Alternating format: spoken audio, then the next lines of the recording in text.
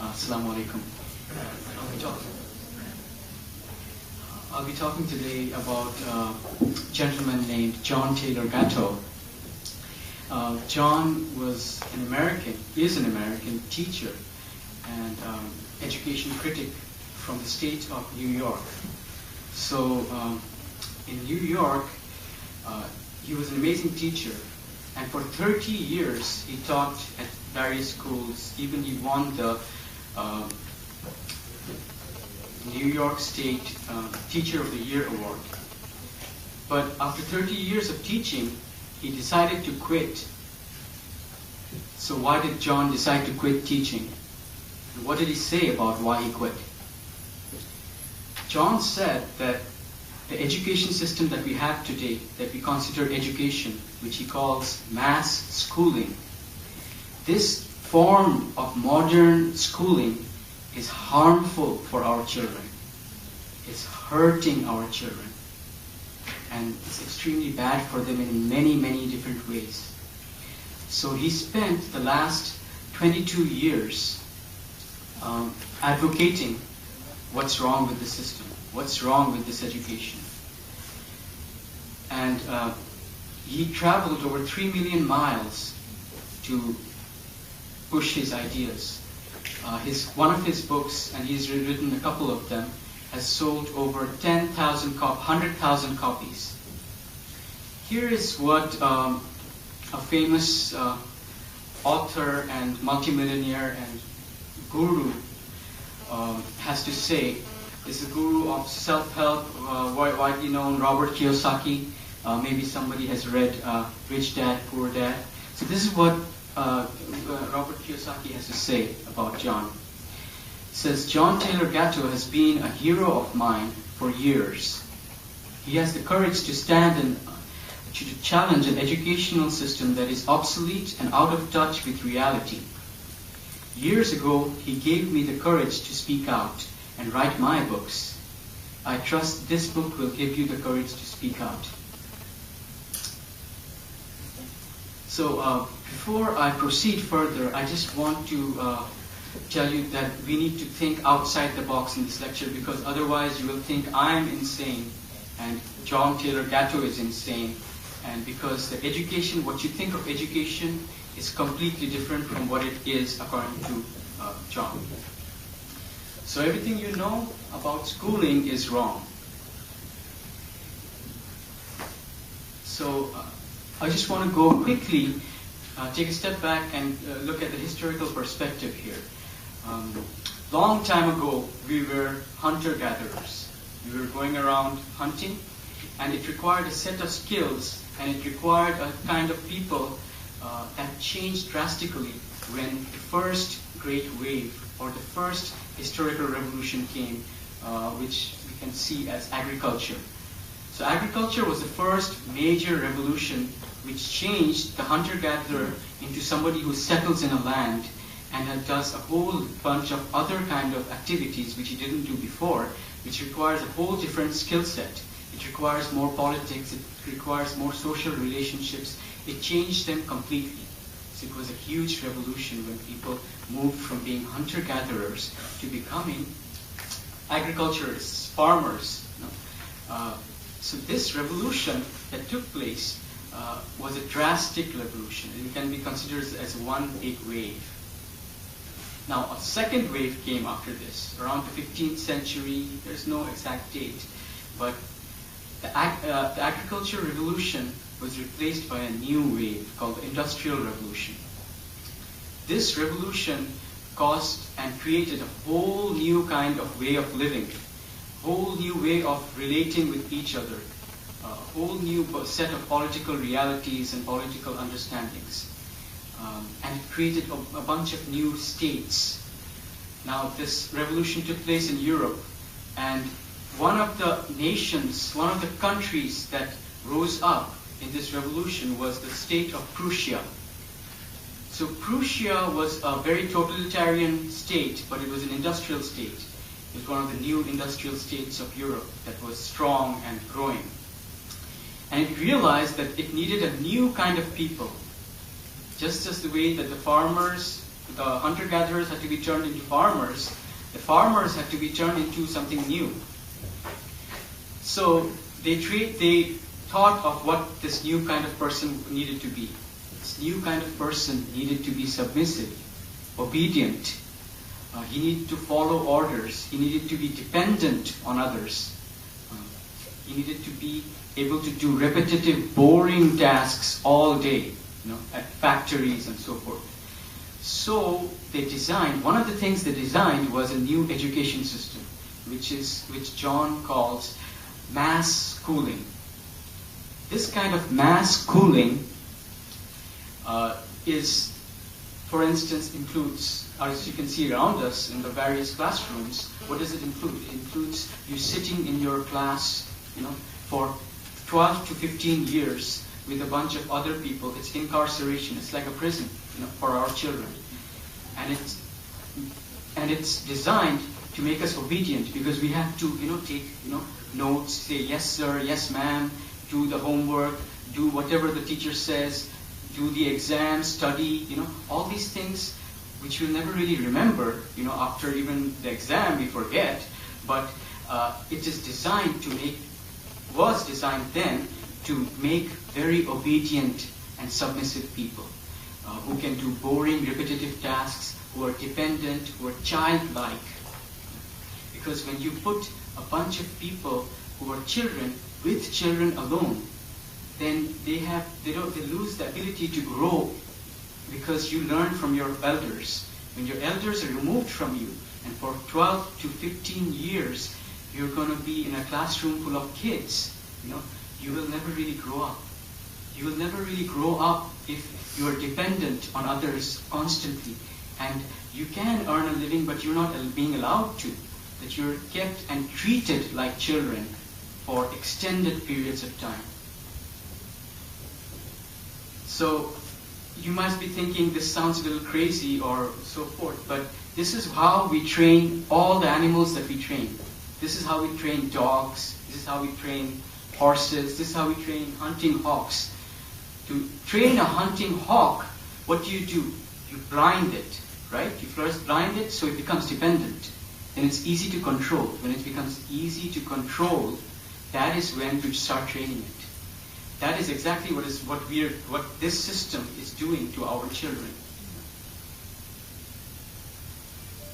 Now, this artificial extension of childhood rapidly, traveled from Prussia, which was, everybody saw it was working there, and people were succeeding in doing this. So it moved to UK, various other European countries. It moved to the US, and it was promulgated by the educationists of the top educationists of the country.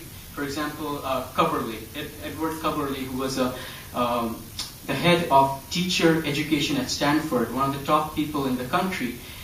They directly, openly, this is not a conspiracy, they openly talk about this and this system. So he was praising the fact that this system was working in America, and it was extending childhood. Because when you force people to remain children for extended periods of time, this is apparently good for them. He doesn't say why it is good, but he says this: because important people want it that way. Who are these important people? Why do they want it that way? The industrial system, the captains of industry, need submissive, obedient, controllable people. The political system needs submissive, obedient, controllable people in whatever country you go to. So this system is designed to support that. Alexis Tocqueville notes that this extension of childhood is not natural. It didn't happen at all. There was nothing called adolescence before in the 1900. In the turn of the century, there was nothing called adolescence. Adolescence, this youth that we're talking about, these long childhoods that we're talking about, didn't exist. By the age of 10, 12, you were already a man. You would support yourself. You would do things. And this is strange, but if you ask your grandmothers, your grandparents, they will tell you the same, that their generation saw that they were grown up much faster than we are today. Today we have 30-year-olds who behave like children. You can just go around, any country and you will see 30-year-olds behaving like children. Youth being defined as 35, it's ridiculous. But this is how it's happening. This is why it's happening. So here's proof. Here's proof, for instance. This is just one proof. There's a million proofs. This is a picture from the 1800s of a supposed child. If you look at this, look at his facial expression. He looks like a man. He thinks like a man. Look at the way he is holding himself up. You won't see 30-year-olds today with that mature expression on their face. The way he's dressed. People were grown up much, much earlier before. This system is unnatural and forced creation of mass schooling. So Gatto explains that this adolescence is a fraud and a pure concoction. And it has successfully, what I would say, stopped the caterpillar from turning into a butterfly. So caterpillar has many stages, as you can see.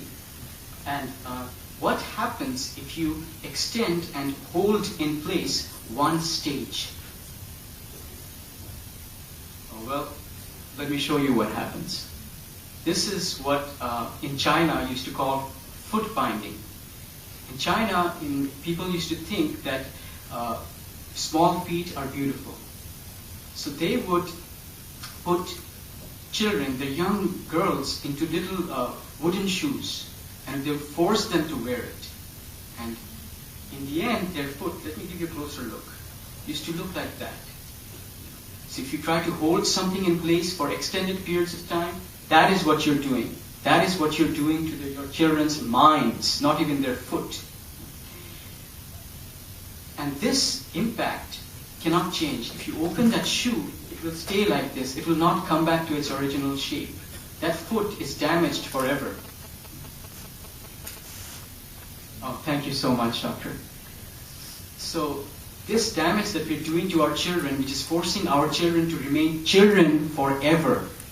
You see adults now, today, they're not as responsible as they were, There's often comments that everybody is behaving like a child these days. So if you don't believe me, if you still believe in this system of education, I just want to point out that many, almost you tell me any great man, and I'll tell you how he escaped this education system. Farragut was an admiral. In the US Navy at the age of 12. He was captaining a ship. Thomas Jefferson never went through this education system. Carnegie didn't. Rockefeller didn't. Mark Twain didn't. Ernest Hemingway didn't. Einstein failed in school. And thank God he did. Otherwise he would never be a genius, because this system is designed to turn you down. Franklin Roosevelt, Bill Gates, Paul Allen, they never finished college.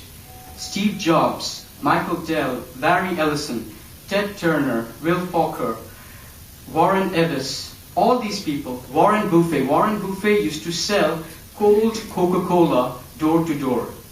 He couldn't get into school properly, and he never was, even after he became rich, when he made his first 100,000, he went to the Wharton Business School. They didn't accept him, and he didn't care. He taught himself everything, and that was the great thing. If you went to those schools, they would make him dumb, really. This is one of the great men, Richard Branson, and he himself is also one who didn't go to school, but didn't succeed in school, It's not that you're going to get A's and you're going to end up becoming great. If you get A's, you will end up becoming dumber. You will become submissive, obedient, controllable. And you will never be able to be like Richard Branson or any of the other great people. This is the thoughts of John Taylor Gatto. Am I overshooting my time?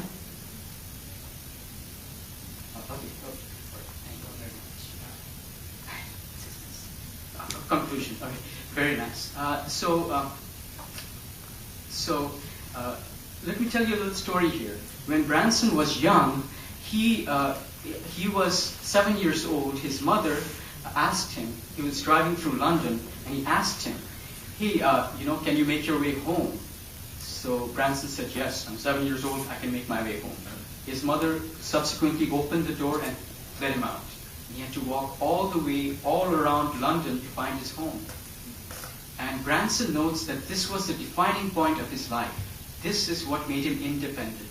This is what made him strong, and school couldn't teach him that. This is what a mother can teach. This is what life experience can teach. But we cannot have those life experiences if we are forced, incarcerated into these prisons that we are calling schools. And this is destroying our children. This is hurting our children deeply. And here's what Gatto has to say, with which I will conclude. Could it be that our schools are designed to make sure no children ever really grows up? And the answer is yes. That is what the school is designed to do. And this is what the next wave is not actually suited for. This form of schooling is suited to make industrial workers, obedient workers, to make consumers, childlike consumers who want to eat everything and buy everything. This is the kind of system that creates that kind of childish people. This system is not even attuned with the new revolution. The new revolution is the information revolution. This requires a different kind of people. So if you're still stuck with the Prussian model of education, which is firstly harmful for your children, and secondly is not even up to date in terms of what the new revolution is about, because the industrial revolution has been replaced by the information technology revolution. The information technology revolution doesn't need you to be a submissive, dependent, childlike person. It needs you to be independent. It needs you to be able to work on your own. So this system is wrong, and we have to fundamentally think what we borrow from the West. When we borrow the schooling system, we have to understand its history. And if you don't, then we're going to create a whole bunch of trouble for ourselves. Thank you very much. Assalamu alaikum. How to fundamentally deconstruct the Western education system, but to fundamentally see what's wrong with us, because there's something very wrong with us. We have to admit it, and we have to find out what that is. And then we have to, basically the task is to bring our scholars and not only evaluate, but come up with an alternative. I personally have been working on an alternative. That document is not public yet, but and it is a work in progress, because it has to be continuously a work in progress. Tariq Ramadan came earlier, a couple of weeks ago, and he said that this is a generational task. The biggest, in terms of alternatives, I think the best available applied alternative to mass schooling is implemented in the Finnish education system. The Finnish education system is outperforming all the other education systems. In Europe, it costs less, it costs much less, and it has better students, better grades than a vast number of, it's got one of the top ranking in terms of educating your children the most cost-effective manner in the best way possible. So there's much we can learn from the world, and we have to do this task. We cannot be blind. We cannot say that our religious education is somehow okay. We've got critical issues of damaging our minds, our ability to think critically, analytically. We're destroying that in the madrasas. And we have to be able to talk about that. At the same time, we have to be careful what we take from the West. So it's a dual thing, and we have to combine it, and we have to synthesize, and we have to come up with a solution.